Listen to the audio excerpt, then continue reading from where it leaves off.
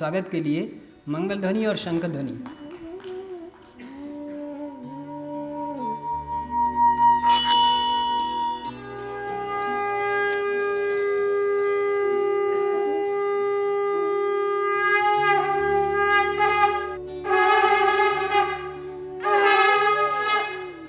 आइए, बहुत बहुत धन्यवाद। बहुत सुंदर संवाद है। सरकार और शासन हम सबको जोड़ दिया है। उसकी आभा, उसकी खुशबू, उसकी जिम्मेदारी जिन्होंने ली, सौरभ पांडे जी, मैं आपको भी आपकी कोशिशों को वंदन करती हूँ कि हम सब इस विषय पर यहाँ आकर बैठे।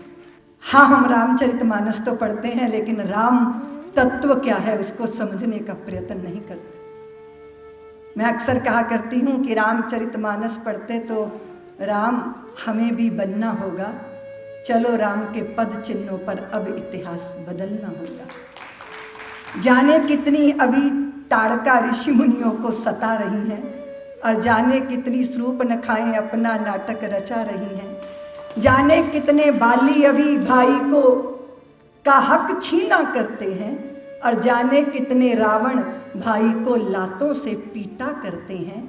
विजय दशहरा को हम भारत में नाटक खेला करते हैं, पर सचमुच के रावण जिंदा हैं और कागज के रावण जलते हैं। इससे बात कैसे बनेगी? इसलिए सामने है पथ, प्रशस्त है पथ, चलना है।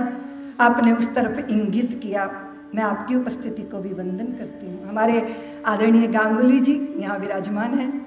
वो जब बोल रहे थे, जब कह रहे थे, स्मरण दिला रहे थे कि सारी जनता, सारे जन जन के हृदय में, और जब हम दृष्टिपात करते हैं तो हमें वो व्यक्ति दिखाई नहीं देता, वो समष्टि दिखाई देता है, वो विष्णु दिखाई देता है।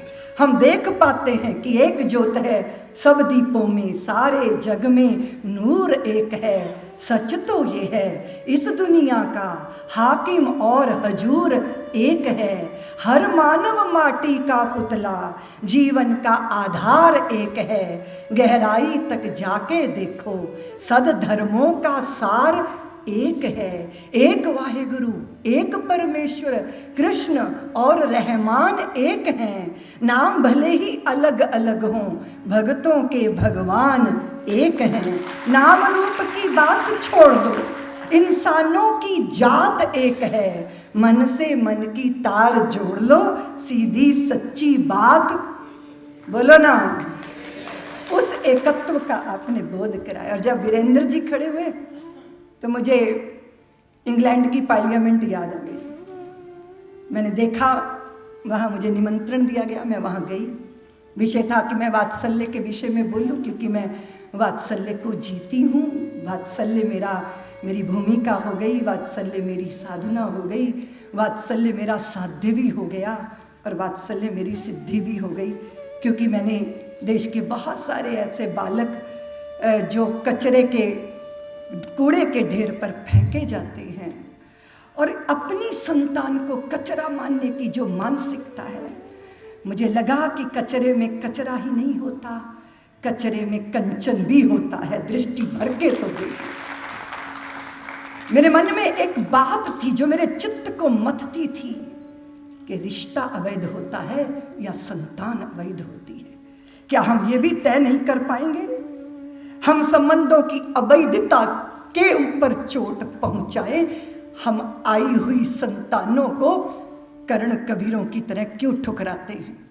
अगर हम ठुकराते हैं तो वो गुणी आदमी जो सृजन में लगना चाहिए, इतिहास कहता है कि वो महाभारत के विध्वंस में दुर्योधन के हाथ का मोहरा बन गया, क्योंकि वो बार बार दुत्कारा गया था। इसलिए उस गुणी व्यक्ति को भी हमारी सोच ने कुंठित बनाया। क्या हम बार बार इसे दोहराएंगे?